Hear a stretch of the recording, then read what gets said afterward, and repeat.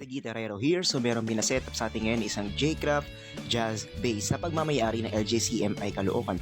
At ito kitang-kita natin agad ang mga frets niya na talagang corroded na. At yun, ito sinilip natin agad yung kanyang string height pati ang kanyang action. Napakatigas niyan, insan talagang matindi to. Marami tayong work na gagawin dito at i-align natin na maayos yan.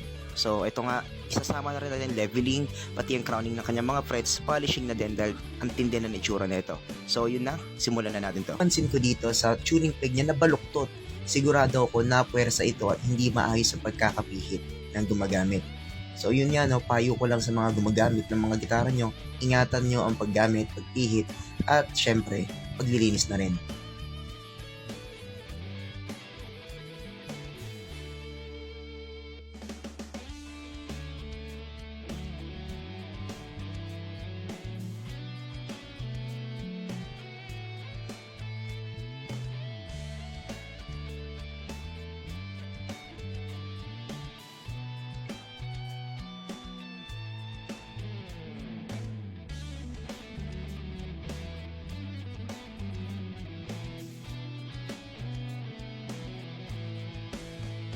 Pagkatapos natin kinabit ang bagong strings, eto chinek ko na rin at nilower ko na rin ang setup neto para slappables na rin yan.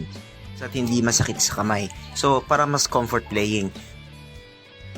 At mas para makita natin ang slappables ng bass na to, pinatesting na natin to sa isang professional na bassist.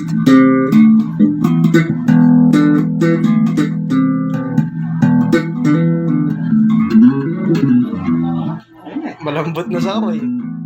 At yun nga, pagkakuha nito, ginamit na agad ito sa sundry service. Ang gitara mo, aayusin ko dahil ako si The Guitarero.